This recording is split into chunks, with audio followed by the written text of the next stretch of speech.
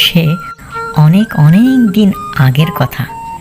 এক জঙ্গলে বাস করত একটি টুনি ও তার দুইটি ছানা। টুনি তার ছানাদের নিয়ে খুব সুখে দিন কাটাচ্ছিল, কিন্তু একদিন টুনির বাসার উপর নজর পড়ল একটি পাজি শিয়ালের।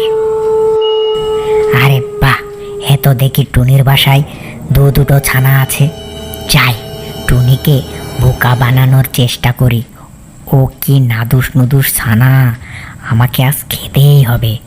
টুনটুনির পাখির মাংস কত নরম আর সুস্বাদু হয়, তা কেবল খেলেই টের পাওয়া যাবে। আমাকে খেতেই হবে ওর ছানা দুটোকে আজকে।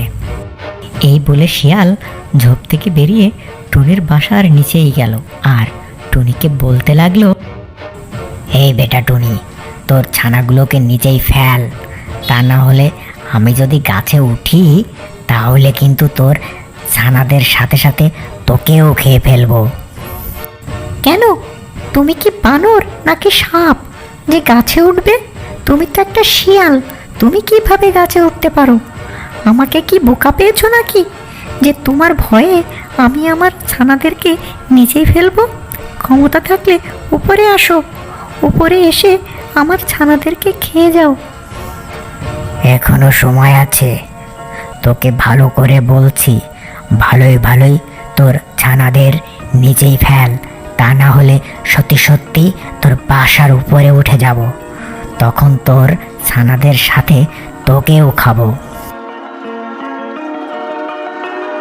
বললাম তো, যদি পারো তাহলে আমার বাসায় উঠে এসো, উপরে এসে দেখি কেমন করে আমার ছানাদের খেতে পারো। না, ভেবেছিলাম টুনিকে বোকা বানিয়ে ওর ছানাদের খাবো, কিন্তু বেটা তো দেখছি সবই জেনে গেছে। টুনির গাছটা যথেষ্ট চিকন, এই গাছটা আমি যদি ঝাঁকাতে শুরু করি তাহলে বাচ্চাগুলো উপর থেকে নিচেই পড়বে আর আমি তখন ওর বাচ্চাদের খেতে পারবো। এই বলে পাজি শিয়াল টুনির গাছটা ঝাঁকাতে শুরু করে। জোরে জোরে ঝাঁকুনির ফলে টুনির বাসা থেকে তার ছানা দুটি নিচেই পড়ে যায় আর দ্রুত শিয়াল ছানা দুটি খেয়ে ফেলে।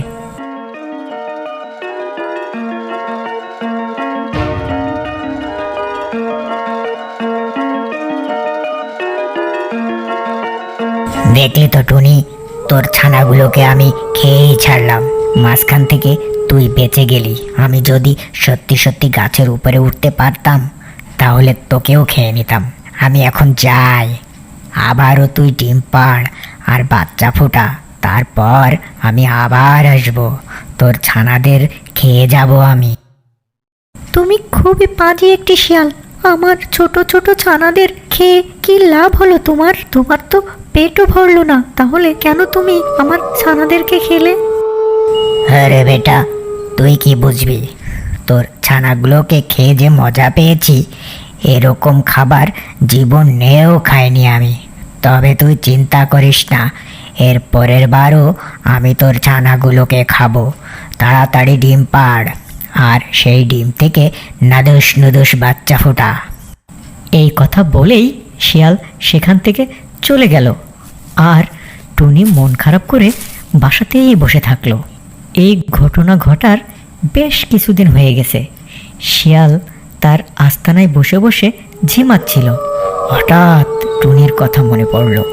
আরে, টুনির ছানাদের খেয়েছিলাম তো অনেক দিন হয়ে গেল, এর মধ্যে মনে হয় টুনি আবারও ডিম পেড়েছে আর ডিমগুলো ফুটে বাচ্চাও বের হয়েছে। যাই, একবার টুনির বাসায় একটু উকি মেরে দেখে আসি, আমাকে তো দেখলে আবার বাচ্চাগুলো লুকিয়ে ফেলতে পারে, তখন তো কিছুই কপালে জুটবে না।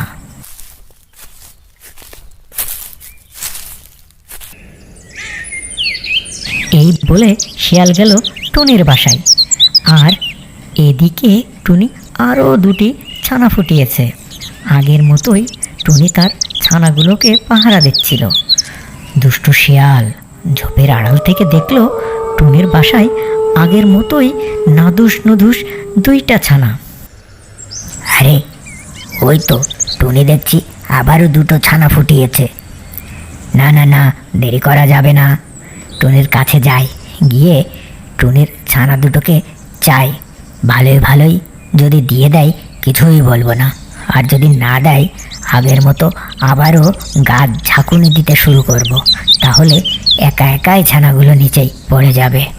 এই বলে শিয়াল ঝোপের আড়াল থেকে বেরিয়ে এসে আবার টুনির বাসার নিচেই গেল, আর টুনিকে ভয় দেখিয়ে বলতে লাগলো, কে রে টুনি, এ তো দেখছি আবারও দুটো ছানা ফুটিয়েছিস।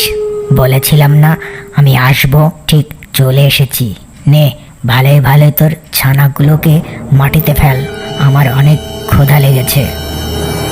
আমি তোমার কাছে হাত জোড় করে মিনতি করছি, তুমি আমার ছানাগুলোকে খেও না।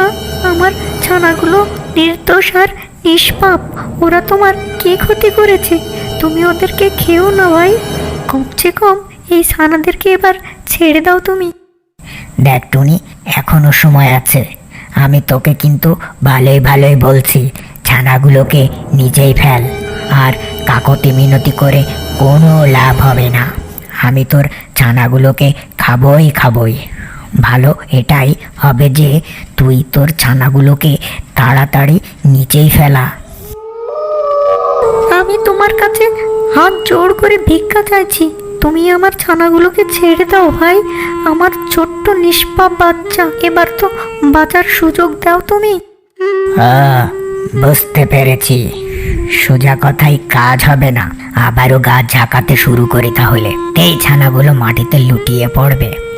এই বলে শেয়াল টুনির গাছটা ঝাঁকাতে শুরু করে। জোরে জোরে ঝাঁকুনির ফলে বাসা থেকে তার দুইটি ছানা আবার নিচেই পড়ে যায়, আর দ্রুত শেয়াল ছানা দুটি খেয়ে ফেলে। তারপর শেয়াল তার আস্তানায় ফিরে গেল। টুনি মন খারাপ করে তার বাসাতেই দাঁড়িয়ে থাকলো।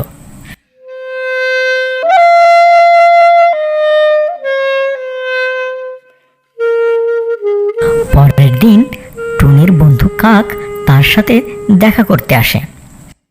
কি হয়েছে বন্ধু তোমার, এত মন খারাপ কেন? আর তোমার ছানারা বা কোথায়? আর বলো না বন্ধু, একটি পাজি শিয়াল আমার ছানাদের খেয়ে গেছে। এর আগেও সে আমার ছানাদের খেয়েছিল, আর আমি কিছুই করতে পারছি না।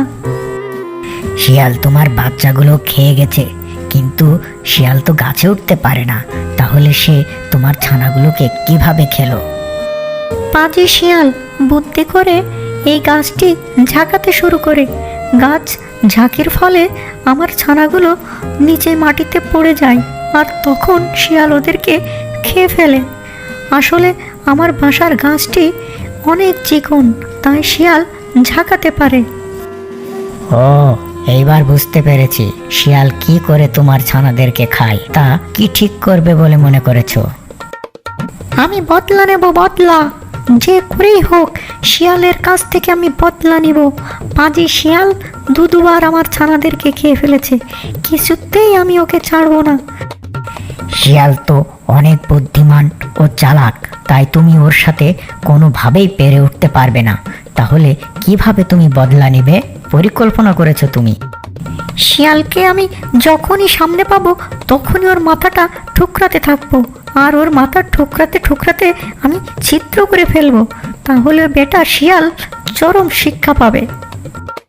আরে বোকার মতো কথা বলছো বন্ধু, তুমি যখনই ওর মাথা ঠুকরাতে যাবে তখনই তো ও তোমার কামড়িয়ে খেয়ে ফেলবে, তখন তুমি ওর খাবার হয়ে যাবে।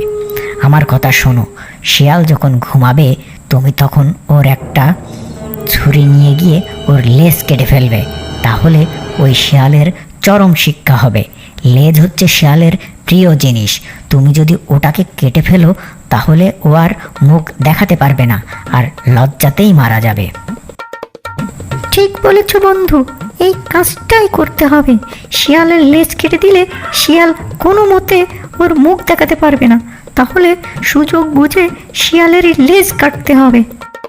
এরকম বুদ্ধি দিয়ে কাক সেখান থেকে চলে যায়, আর টুনি একা একা সেখানে ভাবতে থাকে।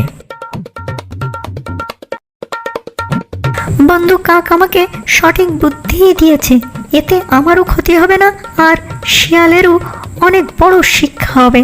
আরও লজ্জাতে এই বনেই থাকতে পারবে না। এখন গ্রামে গিয়ে একটি ছুরির ব্যবস্থা করতে হবে। তারপর ওই ছুরি দিয়ে শিয়ালের লেজ কেটে দেব, তাহলেই হবে শিয়ালের উচিত শিক্ষা। এই বলে টুনি ছুরির ব্যবস্থা করতে পাশের গ্রামে যায়।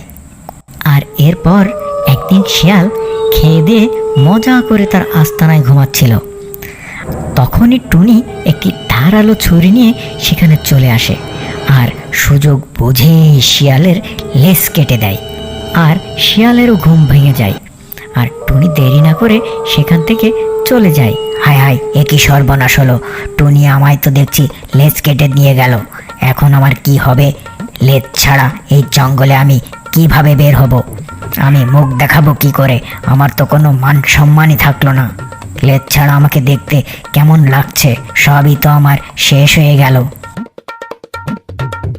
এই বলে বেচারা শিয়াল লজ্জায় মাথা নিচু করে সেই বন ছেড়ে দূরে